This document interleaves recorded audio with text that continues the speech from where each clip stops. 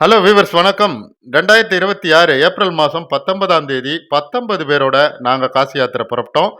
அந்த வீடியோவை தான் நீங்கள் இதில் பார்க்குறீங்க.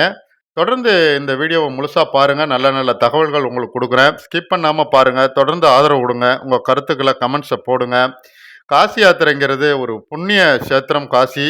இது போகிறதுக்கு நம்ம கொடுத்து வச்சிருக்கணும். நானும் இந்த காசி யாத்திரை இது 11வது முறை நான் கூட்டிகிட்டு போயிட்டு வந்திருக்கிறேன். அடுத்தது 12வது முறை கூட்டிகிட்டு போகிறேன். தொடர்ந்து வருஷத்துக்கு 2 தடவை 3 தடவை நல்ல கிளைமேட் சீதோஷண நிலையில் நாங்கள் கூட்டிகிட்டு போகிறேன். நீங்கள் தொடர்ந்து ஆதரவு கொடுங்க. என்னோட காசி பயணத்துக்கு வர்றவங்க என் ஃபோன் நம்பர் இதில் கொடுக்குறேன். அதுக்கு ஃபோன் பண்ணி கேட்டு பதிவு செஞ்சுக்குங்க. நல்ல சீப் அண்ட் பெஸ்ட்டாக தான் கூட்டிகிட்டு போகிறோம். அதிக செலவு கிடையாது. நம்மளோட வர்றவங்களுக்கு மனநிறைவு, நல்ல நிம்மதியாக அந்த கோயில் தரிசனம், அழகாக கூட்டம் இல்லாத காலங்களில் நல்ல சீதோஷ்ணலை பார்த்து தான் நாங்கள் இப்போ கூட்டிகிட்டு போகிறோம். பாருங்கள், இது புத்தகையா எவ்வளோ அற்புதமாக இதை நான் ஏற்பாடு பண்ணியிருக்கிறேன். எல்லாமே உங்களுக்காக தான், மக்களுக்காக தான். வாங்க, தொடர்ந்து என்னைய ஃபாலோ பண்ணுங்கள். காசி யாத்திரை வர விருப்பம் உள்ளவங்க வாங்க. தனி நபருக்கு நம்ம எப்போதுமே அனுமதி கிடையாது. ஒரு குடும்பத்தோட கணவன் மனைவி அல்லது குரூப்பாக 6 பேர் வந்தீங்கன்னா எனக்கு ரொம்ப சௌகரியம். ஹலோ வீவர்ஸ் வணக்கம். ஸ்ரீ காசி செல்வம் யூடியூப் சேனல் ஈரோடு. இன்னைக்கு ஒரு அற்புதமான காசி யாத்திரை பயண அனுபவங்களை உங்கள்கிட்ட பகிர்ந்துக்கிறேன். லாஸ்ட் டைம், அதாவது 2026 ஏப்ரல் மாதம் 19ஆம் தேதி 19 பேரோட ஈரோட்டிலேருந்து நாங்கள் புறப்பட்ட ஒரு காசி யாத்திரை. இதில் 18 பேர் இந்தியாவை சேர்ந்தவங்க, தமிழ்நாடு மற்றும் கர்நாடகா. ஒருத்தவங்க சிங்கப்பூர்லேருந்து கலந்துட்டாங்க. ஒரு பெண்மணி அவங்களும் கலந்துக்கிட்டாங்க. ஒரு அற்புதமான இந்த பயணம் நல்ல ஒரு எங்களுக்கு நிறைய அனுபவங்களை கொடுத்தது. வெயில் காலமாக இருந்தாலும் ஏப்ரல் மாதம் கடுமையான வெயில் இருக்கும் காசியில், யாரும் போக வேண்டாம் அப்படின்லாம் பயமுறுத்துனாங்க. நாங்கள் ஓரளவுக்கு சீதோஷ்ண நிலையெல்லாம் ஓரளவுக்கு நல்லா இருக்குன்னு கேள்விப்பட்டு தான் நாங்கள் போனோம். அந்த அளவுக்கு மிகவும் கொடுமையான ஒரு வெயில்னு சொல்ல முடியாது. ஒரு மீடியமான வெயில் காலம்தான். நல்லா இருந்தது. காசியில் உள்ள எல்லா இடங்களும் 2 நாள் காசியில் அற்புதமாக சுற்றி பார்த்துட்டு 3வது நாள் நாங்கள் ஒரு ஏசி வேனை நான் ரெடி பண்ணேன். அங்கேருந்து பிரியக்ராஜ் நாங்கள் போயிட்டோம். பிரியக்ராஜில் ப்ரைவேட் ஹோட்டல், ஏசி ஹாலு, நல்ல பெரிய ஹாலு, அதில் எல்லாத்தையும் தங்க வச்சு அங்கேயும் நமக்கு கேரளாவை சேர்ந்த சுரேஷுங்கிற ஒரு நண்பர், சமையல்காரரு, நல்ல தமிழ்நாட்டு உணவு வகைகளை சாம்பார், பொரியல், ரசம், அப்பளம், வடை, பாயசம்னு கலக்கிட்டாரு. அங்கே ஆர்டர் சொல்லியிருந்தேன். அங்கே எல்லாத்துக்கும் நான் வாங்கி கொடுத்தேன். அது ஒரு அற்புதமான எங்களுக்கு ஒரு சாப்பாடு உணவு வகைகள் கிடைக்கிது, தமிழ்நாடு உணவுகள். அங்கே எந்த பிரச்சனையும் இல்லை. அப்புறம் நாங்கள் அலகாபாத்தில் எல்லாம் பார்க்க வேண்டிய இடங்கள், நேரு, இந்திரா காந்தி பிறந்த இடங்கள், கோயில்கள், திரிவேணி சங்கமம் முக்கியமாக படகுல கூட்டிகிட்டு போய் 3 ஆறு ஒன்றா சேர்ற இடத்துல எல்லாரையும் குளிக்க வச்சு அற்புதமாக நல்ல எங்களுக்கு கிளைமேட் நல்லா ஒத்துழைச்சிது. ஆற்றுல தண்ணி இருந்தது, நல்லா குளிச்சாங்க. அவ்வளோ நல்லா அருமையாக இருந்தது. பொழுது போச்சு எங்களுக்கு. திரிவேணி சங்கம் முடிச்சுட்டு அருகில் உள்ள கோயில்கள் எல்லாம் சுற்றி காமிச்சிட்டு அன்னைக்கு நைட்டு நாங்கள் அங்கேருந்து அயோத்தியா போயிட்டோம். பிரியகராஜிலேருந்து அயோத்தியா தாம், அயோத்தியாவில் ராமர் கோயில். அங்கே உள்ள வேன் அனுமதி கிடையாது. அதனால வேன் கொஞ்சம் அவுட்டரில் நிறுத்திக்கிட்டு அங்கேருந்து நம்ம ஆட்டோ மூலியமாக தான் உள்ளே சுற்றி பார்க்க முடியும். அயோத்தியாவை பொறுத்த வரைக்கும் எங்கேயும் நீங்கள் வேனில் உள்ளே சுற்றி, வேனோ காரோ அங்கே அனுமதி கிடையாது. பேட்டரி ஆட்டோ தான் அதுவும் கோயிலுக்கு முன்னாடி போகும். டீசல் ஆட்டோ, பெட்ரோல் ஆட்டோலாம் அங்கே அதுவும் அனுமதி கிடையாது. இப்படி தான் அங்கே இருக்குது அயோத்தியில். அதனால நாங்கள் அயோத்தியில் ஒரு ப்ரைவேட் ஹோட்டல் இந்த முறை வித்தியாசமாக இருக்கட்டும்னு அங்கேயும் தங்க வச்சேன். ஆனால் சாப்பாடு தான் பெரிய பிரச்சனையாக இருக்குது. இதே நாட்டுக்கோட்டை நகரத்தார் சத்திரமாக இருந்ததுன்னா உங்களுக்கு சாப்பாடு நல்லா கிடைச்சிருக்கும். ஆனால் ப்ரைவேட் ஹோட்டலுங்கும் போது எங்களுக்கு அந்த சாப்பாடு, தமிழ்நாடு சாப்பாடு பிரச்சனை உருவெடுத்துருச்சு. அதனால வடநாட்டு சாப்பாடு தான் அந்த சாப்பாடு வாங்கி கொடுத்தேன். அதையும் சாப்பிட்டாங்க. ஜெய்ப்பூர் ஹோட்டல்னு ஒரு ஹோட்டலில் அருமையாக காலையில் உணவு அட்டகாசமாக இருந்தது. தயிர், தால் எல்லாம் கொடுத்தாங்க. சப்பாத்தி, சோறு நல்லா அருமையான பிரியாணி சோறு, அப்படியே அவ்வளோ அருமையாக ஒயிட் ரைஸ் கொடுத்தாங்க. அதுவும் நல்லா இருந்தது. அதை வாங்கி கொடுத்தா அதை சாப்பிட்டாங்க. அப்புறம் மத்தியானம் தான் இதுமாரி பிரச்சனை. நாங்கள் வெளியில் அங்கேருந்து கயா போகிற வழியில் சாப்பிட்டோம். சாப்பாடு சரியாக இருக்குன்னு சொல்ல முடியாது. என்ஹெச்சில் நிறுத்தி அங்கெல்லாம் மிக அதிகமாக 170 ரூபா, 200 ரூபா இப்படி தான் வாங்குறாங்க. ஆனால் அந்த அளவுக்கு ஒர்த் இருக்குதாங்கிறது தான் இல்லை. அநியாயமாக காசு வாங்குறாங்க. அது கொஞ்சம் நீங்கள் அடுத்த தடவை போகும்போது அதை சமாளிக்கணும். அதுக்கு அடுத்தது பார்த்தீங்கன்னாக்கா நைட்டும் அதேமாரி தான் பிரச்சனைகள் தான். நம்ம நாட்டுக்கோட்டை நகரத்தார் சத்திரம் எதுக்கு தேடி கண்டுபிடிச்சி நம்ம அங்கே போய் தங்குறோன்னா, ஒன்று தமிழ்நாடு சாப்பாடு நமக்கு நிறைவா வயிறு நிறைய கிடைக்கும், ரெண்டாவது சுட சுட இருக்கும், தமிழ்நாட்டில் இருக்கிற உணர்வு வரும். இதுக்காக தான் நம்ம வந்து முக்கால்வாசி நம்ம நாட்டுக்கோட்டை நகரத்தார் சத்திரம் டெய்லி பிடிச்சி நம்ம போகிறோம் ஒவ்வொரு ஊர்லேயும். ஆனால் ஒவ்வொருத்தவங்க நாட்டுக்கோட்டை நகரத்தார் சத்திரம் வேண்டாம், பிரைவேட் ஹோட்டல் ஏற்பாடு பண்ணுங்க அப்படிங்கும்போது இன்னும் இதே மாதிரி நம்ம சிக்கல்களை எல்லாம் சமாளிக்க வேண்டிய ஒரு சூழ்நிலை உருவாயுது. அப்புறம் அதே மாதிரி நம்ம அங்கேருந்து கயா போயிட்டோம். கயாவில் வந்து சொல்லவே வேண்டியதில்லை, அற்புதமான ஒரு நாட்டுக்கோட்டை நகரத்தார் சத்திரம். இந்த வீடியோக்குள்ளே போடுறேன் பாருங்க, அருமையான மேனேஜர்கள்.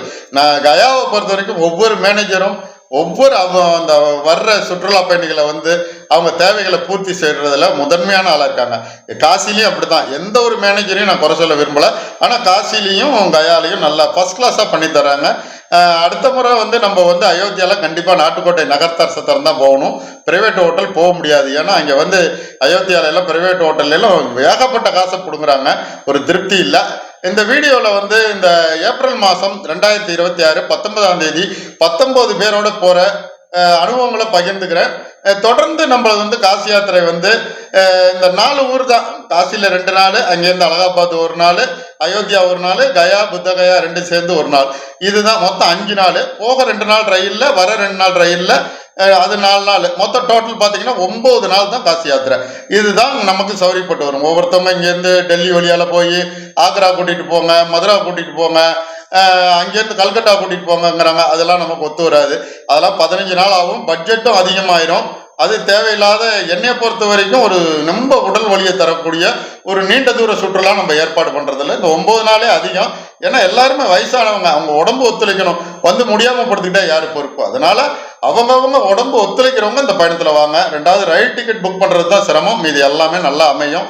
வாங்க. அதே மாதிரி ரொம்ப உடம்பு வெயிட்டாக உள்ளவங்க, நடக்க முடியாதவங்க தனி சுற்றுலாவை ஏற்பாடு பண்ணிக்கங்க.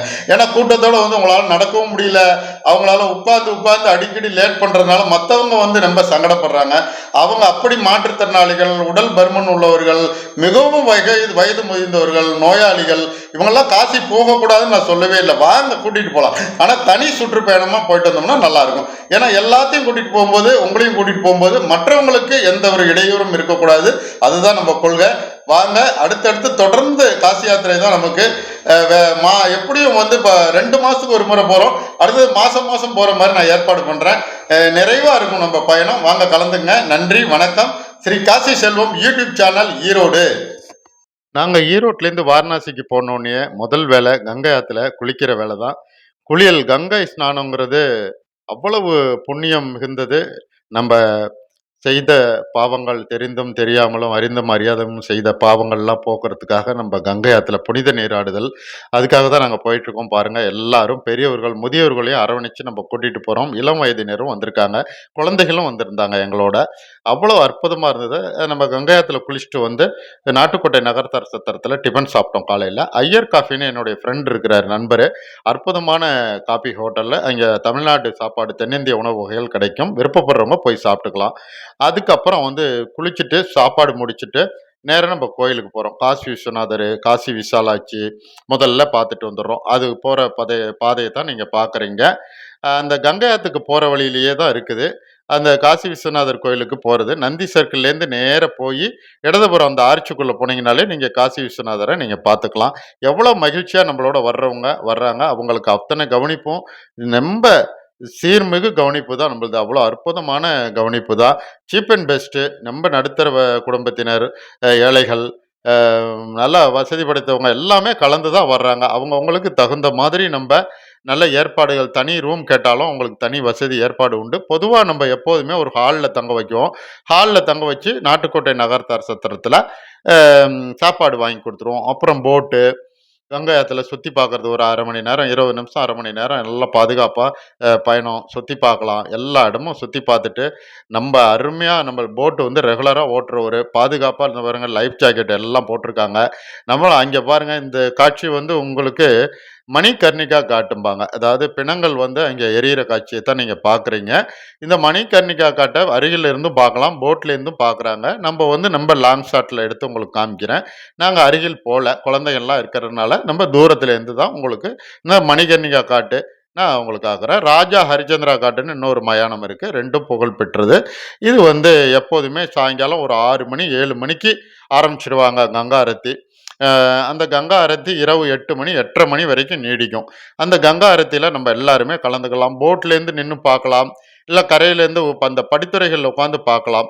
ஆனால் ஒரு சில மழைக்காலங்களில் வந்து இது அவ்வளவா ஒரு ரத்து செஞ்சிருவாங்க. ஏன்னா இந்த இடம் வரைக்கும் கங்கை வெள்ளப்பெருக்கு ஏற்படும். அதாவது இந்த ம், இந்த இதெல்லாம் செய்கிறாங்கல்ல, சம்பிரதாயங்கள்லாம் செய்கிறாங்கல்ல, அதெல்லாம் அவ்வளவு சீக்கிரம் செய்ய முடியாத ஒரு சூழ்நிலை கங்கை ஆற்றுல வெள்ளம் வரும்போது நடக்கும். அதனால கங்கா ஆரத்தி ஒரு சில நாட்களில் தடைபடலாம். இல்லைன்னா இன்னும் ஒரு பகுதிக்கு மாற்றி அலௌன்ஸ் பண்ணுவாங்க. அங்கே போய் தான் நம்ம இன்னும் உயரமான இடத்துல பார்க்கணும். அதுக்கப்புறம் நாங்கள் காசியில் 2 நாள் இருந்தோன்னே ஒரு வேன், ஏசி வேன் பிடிச்சிக்கிட்டு, மொத்தம் 20 சீட்டர் வேனு. நான் ஒரு சீட் காலியாகவே இருந்தது. 19 பேர் தான் என்னோட சேர்த்து. நான் டிரைவருக்கு பக்கத்தாப்புல உட்காந்துருக்கேன். மீதி எல்லாம் உள்ளே உட்காந்துருக்குறாங்க. 18 பேர்.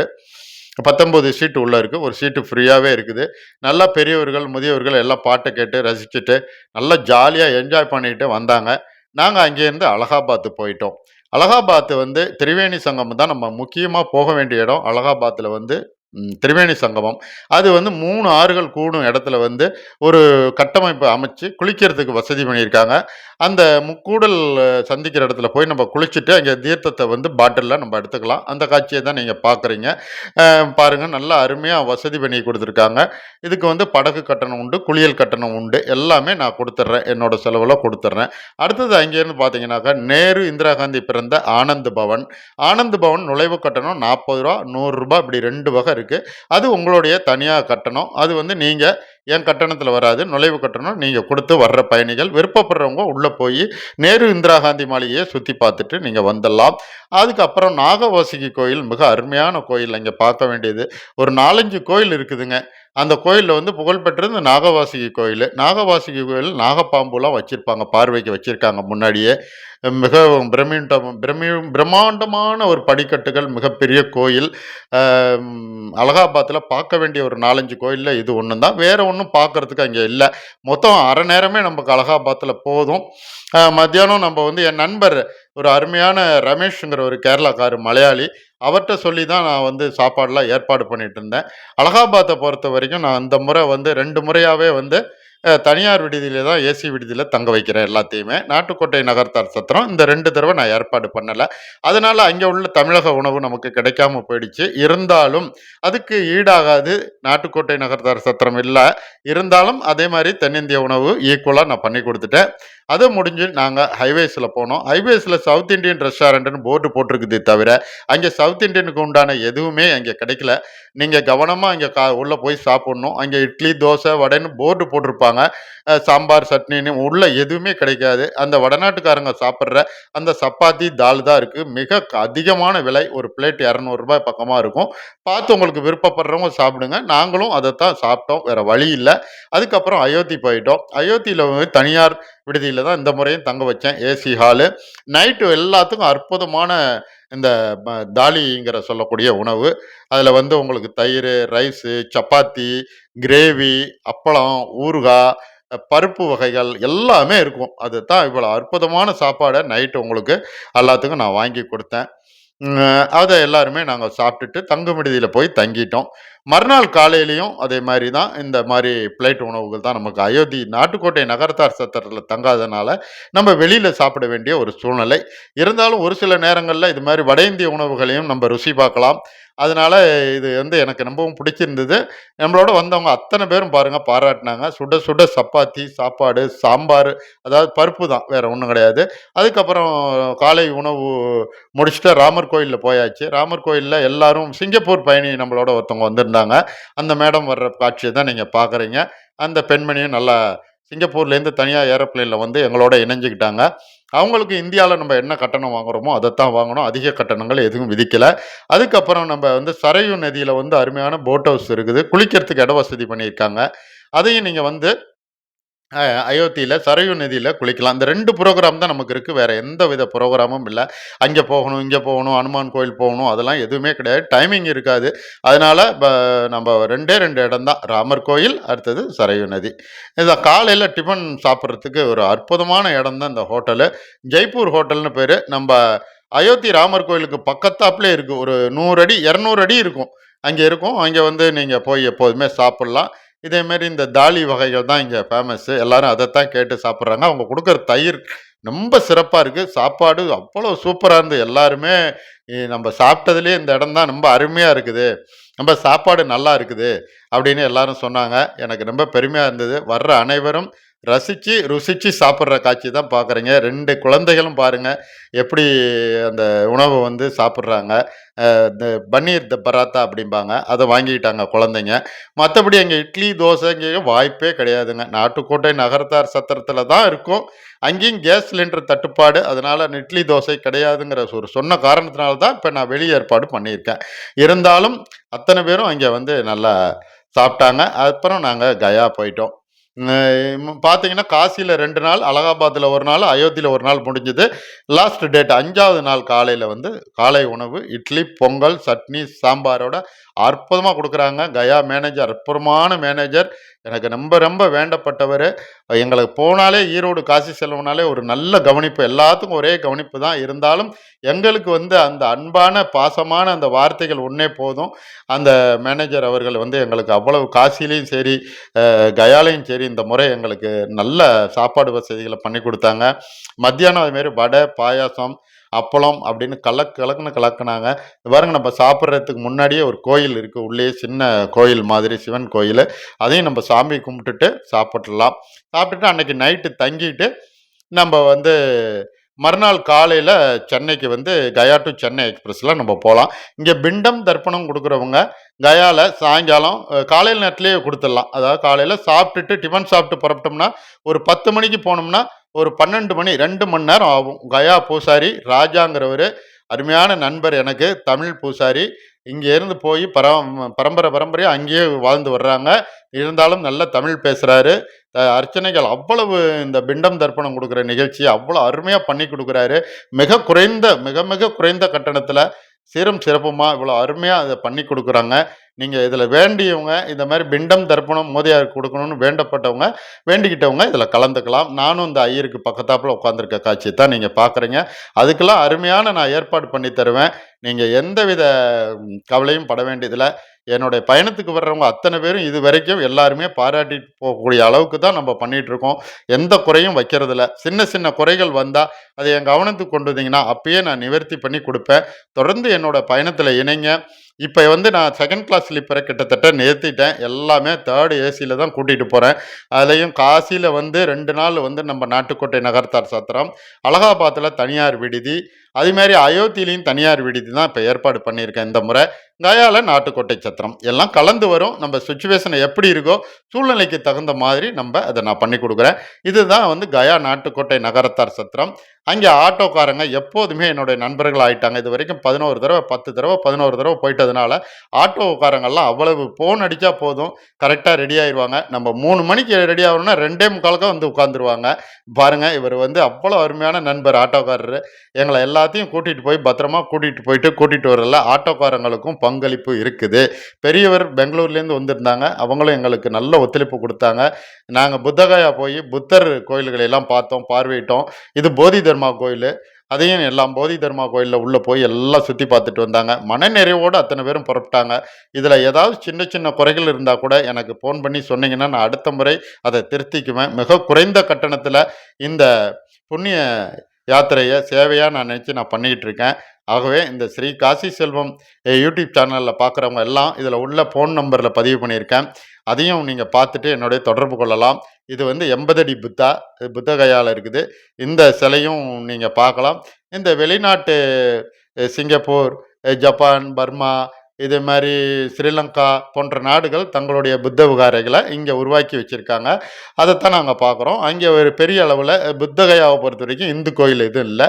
எல்லாமே புத்தர் கோயில்கள், விகாரைகள் சொல்லலாம். அதைத்தான் நம்ம பார்க்குறோம்.